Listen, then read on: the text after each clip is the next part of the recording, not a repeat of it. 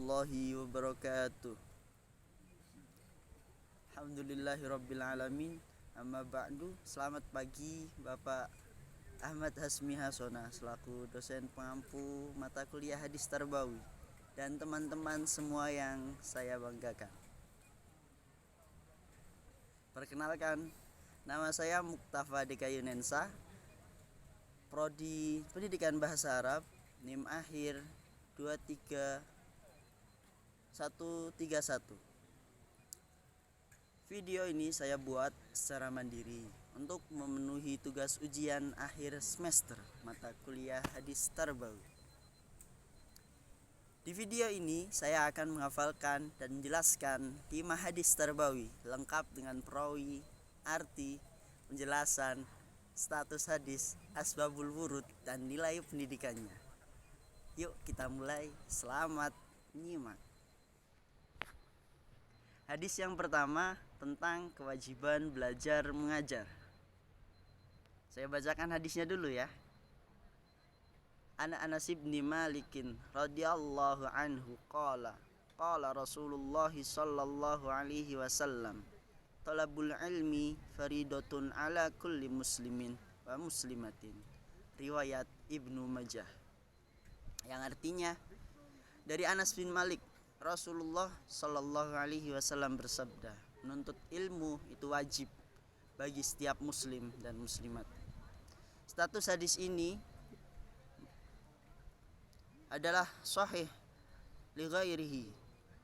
Ada di Sunan Ibnu Majah nomor 224. Sudah ditahqiq oleh Syekh Al-Albani. Saya akan coba menjelaskan secara singkat. Menurut Imam Al-Munawi, ilmu yang wajib itu ada 2. Pertama, ilmu agama dasar yang harus semua orang tahu. Yang kedua adalah ilmu dunia yang dibutuhkan masyarakat. Hadis ini turun ketika dulu banyak orang jahiliyah gak ngerti agama. Jadi Islam datang buat angkat derajat manusia lewat pendidikan. Kalau di zaman sekarang, artinya pendidikan itu hak dan kewajiban semua orang, baik laki-laki maupun perempuan, itu sama saja. Biar nggak ada yang gaptek atau gampang ketipu hoak. Nah, nilai pendidikannya, keadilan akses pendidikan buat semua. Kemudian hadis yang kedua, ada kewajiban mengajar atau menyebarkan ilmu. Hadisnya an Abdullah bin Amr radhiyallahu anhuma anna Nabiyya sallallahu alaihi wasallam qala ballighu anni walau ayah. Rawahu Bukhari. Sallallahu alaihi. Artinya dari Abdullah bin Amr, Nabi sallallahu alaihi wasallam bersabda, sampaikan dariku walau cuman 1 ayat. Status hadis ini ada di Sahih Bukhari nomor 346. Penjelasannya, Imam Ibnu Hajar pernah berkata, siapa saja yang tahu satu ilmu wajib menyampaikannya, biar ilmunya nggak putus dan jadi berkah. Hadis ini Nabi ucapin pas haji wada buat nyemangatin sahabat nyebarin Islam ke kampung halaman mereka. Haji wada itu haji terakhir kali Nabi Muhammad sebelum beliau wafat. Kemudian untuk penerapan sekarang, di masa sekarang, kalau kamu udah paham sesuatu, share ke temen atau di medsos, itu bentuk literasi. Nilainya tanggung jawab sosial. Orang yang berilmu itu harus menyampaikan ilmunya walaupun sedikit. Yang ketiga ada hadis sifat-sifat pendidik dari amanah, jujur, dan sabar. Hadisnya an Abi Hurairah radhiyallahu anhu qala Rasulullah sallallahu alaihi wasallam, innama bu'istu liutammima makarimal akhlaq. Riwayat Ahmad. Artinya dari Abi Hurairah, Rasulullah sallallahu alaihi wasallam bersabda, aku diutus hanya untuk menyempurnakan akhlak yang mulia. Status hadis ini adalah sahih dan ada di Musnad Ahmad nomor 8939. Penjelasannya, Ibnu Abdul Bar bilang guru wajib niruin Nabi, jujur, amanah, sabar ketika mengajarkan pada murid-muridnya. Hadis ini adalah visi utama Nabi, yaitu revolusi akhlak, yang dimana guru nggak cuma kejar administrasi, yang penting kepribadiannya jadi nilai teladan bagi siswa-siswanya. Uswatun hasanah lebih baik dibandingkan hanya sekedar ucapan di lisan. Murid-murid itu sangat butuh keteladanan dari para guru. Kemudian hadis yang keempat ada tentang fitrah dan potensi dasar anak. Hadisnya an Abi Hurairah radhiyallahu anhu qala Rasulullah sallallahu alaihi wasallam, ma min mauludin illa yuladu alal fitrati fa abawahu yuhawidanihi au yumajjisanihi au yunassiranihi au yumajjisanihi. Ya, riwayat Bukhari. Artinya setiap bayi yang lahir itu dalam keadaan fitrah. Orang tuanya lah yang menjadikannya Yahudi, Nasrani maupun Majusi. Status hadis ini yaitu muttafaqun alaih, ada di Sahih Bukhari nomor 1385.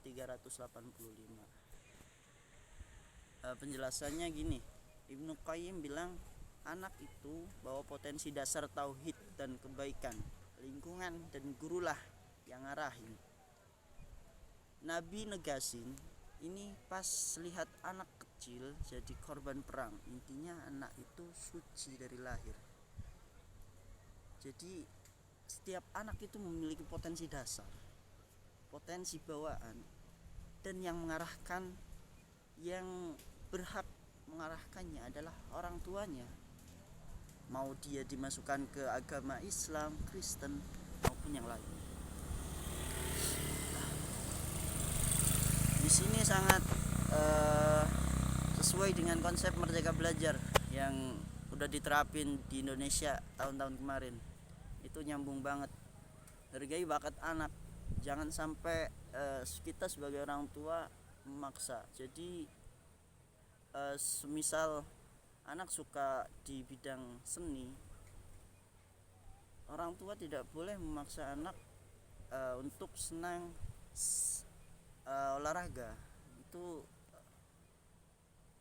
ya tadi berarti anak punya bawaan,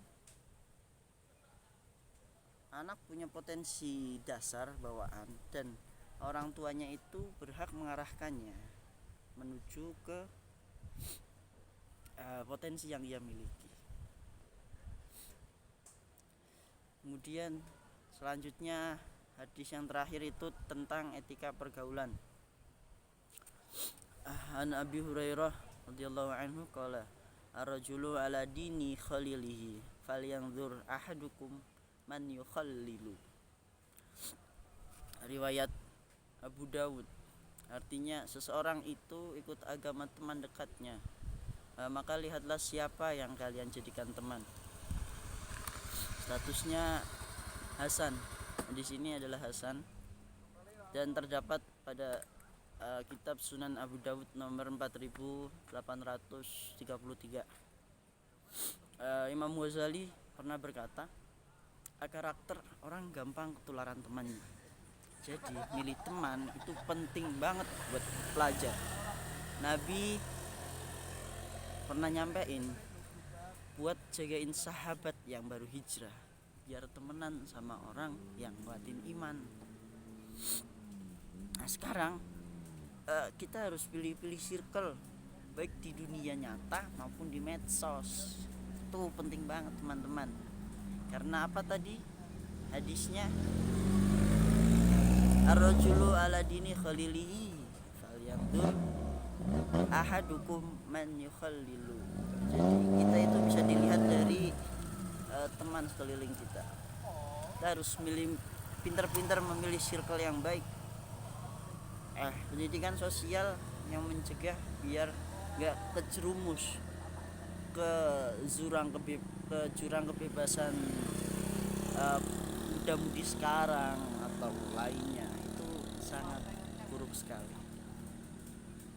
Jadi alhamdulillah telah selesai pemaparan 5 hadis tarbawi dari saya. Semoga analisis ini bisa kita terapkan bareng-bareng di dunia pendidikan. Mohon maaf kalau ada salah kata atau pelafalan yang kurang tepat. Terima kasih banyak atas perhatiannya. Jangan bosan-bosan nonton video saya. Wabillahi taufik wal hidayah. Assalamualaikum warahmatullahi wabarakatuh. Berada di puncak Telomoyo. Nih kalau mau lihat lautan awan nggak bisa.